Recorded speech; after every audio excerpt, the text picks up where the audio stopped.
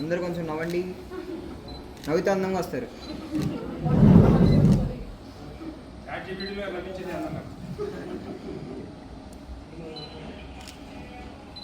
కృష్ణా జిల్లా. మా తాతగారు వల్లూరుపల్లి సుబ్బయ్య గారు, మా నాన్నగారు వల్లూరుపల్లి సీతారామ గారు. మరి అంపాపురంలోనే తేరపురంలో చదువుకున్నాం మేము హై స్కూల్లో. అక్కడి నుంచి మేము 5 అక్క చెల్లెడం మమ్మల్ని అందరినీ విజయవాడ తీసుకొచ్చారు. ఎందుకంటే మా పేరెంట్స్ ఇద్దరు ఎడ్యుకేటెడ్. ఆ రోజుల్లోనే మా నాన్నగారు బిఏ చదివారు ఎస్ఆర్ఆర్ కాలేజీలోనే. అమ్మ హిందీ విశారద పాస్ అయింది. సో ఆడపిల్లలందరినీ చదివించాలని విజయవాడ తీసుకొచ్చారు. మేమందరం ఎస్ఆర్ఆర్ కాలేజీలో చదివాము. నేను అక్కడి నుంచి కొత్తగూడెం గవర్నమెంట్ డిగ్రీ కాలేజీలో లెక్చరర్గా జాయిన్ అయ్యాను. అక్కడి నుంచి కొన్ని సంవత్సరాలు సర్వీస్ అయిన తర్వాత నాకు అక్కడే బెస్ట్ టీచర్ అవార్డు వచ్చింది.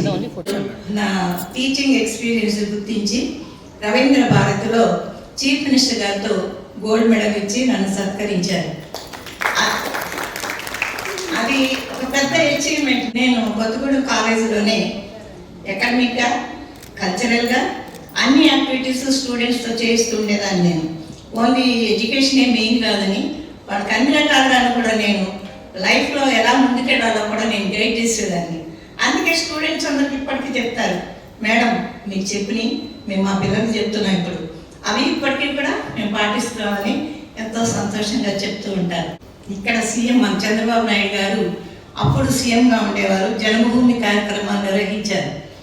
అప్పుడు జన్మభూమి అప్పుడు నన్ను గవర్నమెంట్ తరఫున రీసోర్స్ పర్సన్గా ఆర్డర్ వచ్చింది. రీసోర్స్ పర్సన్ అంటే ఏంటంటే కాలేజీకి ఆన్ డ్యూటీ ఇచ్చి నేను ఆర్డీఓ గారు 13 మండలాలు రోజుకొక మండలం వెళ్ళి డ్వాక్రా మహిళలకి కొన్ని ఉద్యమాలు అంటే పొదుపు ఉద్యమం, బాల్య వివాహాలు, వరకట్న సమస్య, మరి ఎర్లీ మ్యారేజెస్ ఇలాంటివన్నీ చెప్పమని నాకు కొన్ని పాయింట్స్ ఇచ్చారు. వాటిని తర్వాత పొదుపు, నీరు ఎక్కువగా వాడకూడదని మున్సిపాలిటీ వాడు, ఇలాంటివన్నీ చెప్పమంటే నేను అవన్నీ అన్ని మండలాల్లో చెప్పిన తర్వాత గుండాలకు చంద్రబాబు నాయుడు గారు వచ్చారు. వచ్చినప్పుడు ఎవరు ఇక్కడ ఓరియంటేషన్ ఇచ్చిందంటే ఫలానా జయంతి మేడం గారు అని చెప్పారు. అంటే నా స్టూడెంట్ తుమ్మల నాగేశ్వరరావు ఇప్పుడు తెలంగాణలో మినిస్టర్. అతను ఏం చేశాడంటే, మేడం మీరు మాట్లాడతారా మరి అంటే, మాట్లాడతానంటే స్టేజ్ మీద పిలిచాను నన్ను. గుండాలంటే పెద్ద సభ ఆ రోజున వచ్చారు ఆయన. వచ్చామా మీరు చెప్పండి మీ పేరు చెప్పాను. నేను మాట్లాడిన తర్వాత ఆయన స్వయంగా చప్పట్లు కొట్టి మీరు తెలుగు లెక్చరర్ అని అడిగారు. కాదండి నేను జువాలజీ లెక్చరర్ అంటే, మీ భాష మీ శైలి చాలా స్వచ్ఛంగా ఉంది అందుకని అనుకున్నాను అని చాలా బాగా చెప్పారమ్మా అన్నారు. ఆ తర్వాత అక్కడి నుంచి నాకు బెస్ట్ టీమ్ లీడర్ అవార్డు ఇచ్చారు. జన్మభూమి బెస్ట్ టీమ్ లీడర్గా ఒక అవార్డు ఇచ్చారు. ఆ తర్వాత కూడా నేను ఇలా కొత్తగూడెంలో ఎక్కడ ఫంక్షన్స్ జరిగినా, ఎక్కడ ఏ కార్యక్రమం జరిగినా జయంతి మేడం గారు పిలిచారంటాం. మరి మహిళా కార్యక్రమాల్లో కానీ, ఆల్ ఇండియా రేడియోలో కానీ, నేను ఆల్ ఇండియా రేడియో ఆర్టిస్ట్ని కూడా, ఆల్ ఇండియా రేడియోలో కూడా డ్రామాస్ వేశాను. మన విజయవాడ ఆల్ ఇండియా రేడియోలో కూడా నేను కొన్ని డ్రామాస్ వేశాను. అంటే మనం స్క్రిప్ట్ తీసుకుని చదవటమే డ్రామా అంటే. ఆల్ ఇండియా రేడియోలో చేశాను. అలా ఎన్ని యాక్టివిటీస్ చేసినా ట్రాన్స్ఫర్ అవ్వకుండా మాత్రం నాకు అక్కడ ఆపారు. ఎందుకంటే అన్ని సంవత్సరాలు ఒకే గవర్నమెంట్ కాలేజీలో ఉంచరు. ట్రాన్స్ఫర్ అవ్వకుండా మరి కాలేజీ డెవలప్మెంట్ ఉంటుంది మేడం ఉంటే అని చెప్పి 36 ఇయర్స్ ఒకే కాలేజీలో, ఒకే గవర్నమెంట్ కాలేజీలో ఉండేటువంటి ఒక రికార్డ్ అనమాట. I'm proud to say I'm one of the best lecturer in Ramachandra government arts and science college Kothagudem. ఇప్పుడు అది కొత్తగూడెం, అది డిస్ట్రిక్ట్ అయిపోయింది. అప్పుడు మాత్రం ఖమ్మం జిల్లా కింద ఉండేది. ఇప్పుడు అది మళ్ళీ కొత్తగూడెం జిల్లా అయింది. సరే అక్కడ రిటైర్ అయిన నాకు 3 అమ్మాయిలు. మా వారు గార్పాటి ప్రభాకర్ చౌదరి గారు, ఆయన బిజినెస్ చేసేవారు. ఒక విషయం గార్పాటి గురించి ఏం చెప్పాలంటే, నాకు అవార్డు వచ్చినప్పుడు పేపర్లో వల్లూరుపల్లి జయంతికి ఇట్లా ఉత్తమ అధ్యాపకురాలు అవార్డు వచ్చిందని వేశాను. మా అత్తగారు ఫీల్ అయింది, ఇదేంటి గార్పాటి వారి కోడలు కదా, మరి వల్లూరుపల్లి అని పేరు రాయించుకుంది ఏంటి అని కొంచెం కింద వహించింది. అయితే అప్పుడు మా వారేమో లేదు. ఆవిడ ఇంటి పేరు Vallurupalle. V stands for victory. మన వల్లూరుపల్లె నిజంగా వి స్టాండ్స్ ఫర్ విక్టరీ. మరి ఆవిడకి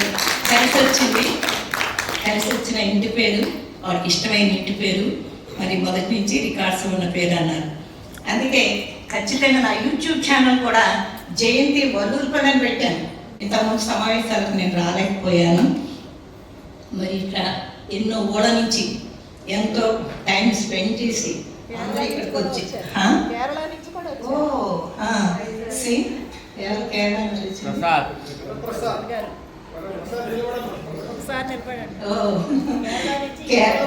ప్రోగ్రామ్ కోసం కేరళ నుంచి రావడం రియల్లీ వెరీ మచ్ అప్రిషియబుల్. మరి అంటే ఏంటి, ఆ మనసులో కోరిక మనవాళ్ళని కలవాలి. ఆ వల్లూరుపల్లి అంటే మనవాళ్ళు, మన అనే ఆ ఫీలింగ్ జనరల్గానే కమ్మాసంగానే మనవాళ్ళు అంటారు అసలు, అది ఆ ఫీలింగ్. ఇంకా దానికి తోడు వల్లూరుపల్లి అని కాదు, మన వల్లూరుపల్లి వాళ్ళ చాలా మంది వల్లూరుపల్లి ఫ్యామిలీస్ నేను ఇక్కడ కలిశాను. సో ఇది ఇంకా ఇలాగే కొనసాగించాలి. ఇంకా ఒకరినొకరు అర్థం చేసుకుని, ఒకరి అభిప్రాయాలు ఒకరు షేర్ చేసుకుని, మరి నేను ఒకటే చిన్న సందేశం, మనుషులు ఎప్పుడు పాజిటివ్గా ఉండాలంటాను. ఎప్పుడు కూడా ఆశాజీవులుగా ఉండాలి. దేనికి కూడా నిరాశపడకూడదు. నిరాశ పడితే ఉన్నతి కూడా కోల్పోతాం. కాబట్టి ఏ చిన్న సమస్య వచ్చినా ధైర్యంగా ఎదుర్కోవడం నేర్చుకోవాలి. నేను నా స్టూడెంట్స్ కూడా ఇదే చెప్పేదాన్ని, సమస్య వచ్చినప్పుడు పారిపోవద్దు, సమస్యకు తట్టుకొని నిలబడండి, ధైర్యంగా ఉండండి, జీవితాన్ని ఎదుర్కోండి. Life is a problem, solve it. ఇట్లా సాల్వ్ చేసుకుంటూ మీరు ముందుకెళ్ళాలి. ఏ చిన్న సమస్య వచ్చినా కుంగిపోవద్దు. డ్యూటీ, డిసిప్లిన్, డివోషన్ అంటారు. మనిషి ప్రతి వాడికి కూడా క్రమశిక్షణ అవసరం. క్రమశిక్షణ ఏంటంటే లైఫ్లో ఏదైనా సాధించవచ్చు. ఎంతటి వాళ్ళైనా, నేను రిటైర్ అయినప్పుడు అనుకున్నాను, వాడు ఆట అడిగింది, నన్ను ఇంటర్వ్యూ చేసింది, మమ్మీ నువ్వు రిటైర్ అయినప్పుడు ఏం ఫీల్ అయ్యేదని. నేనన్నా అబ్బా పొద్దునే వేసి కాలేజీ పరుగులు పెట్టడం అనేది లేకుండా పోయింది కదా అన్నాను. కానీ అసలు అది అవసరం. మనం డైలీ మార్నింగ్ లేవడం అనేదే మెయిన్. ఇక బతికిచ్చామా అంతే. ఆ తర్వాత నువ్వు పెన్షన్ తీసుకున్నప్పుడు ఎలా ఫీల్ అయ్యేవారు? అవును, పెన్షన్ అనేది నిజమే. నా సర్వీస్కి గవర్నమెంట్ గుర్తించి ఇవాళ కూడా నాకు పెన్షన్ ఇస్తుంది. పెన్షన్ అనేది ప్రౌడ్గా ఫీల్ అవుతున్నాను. ఎందుకంటే నవాల్సాయమైన earning member, I need not depend on anybody అని చెప్పి నేను లైఫ్లో మరి ఒకరికొకరు మంచిని పంచుకోండి, మంచి విషయాలే గుర్తుపెట్టుకోండి, చెడు విషయాలు వదిలేసేయండి. ఎప్పుడు కూడా think always good, do good, be good. Thank you very.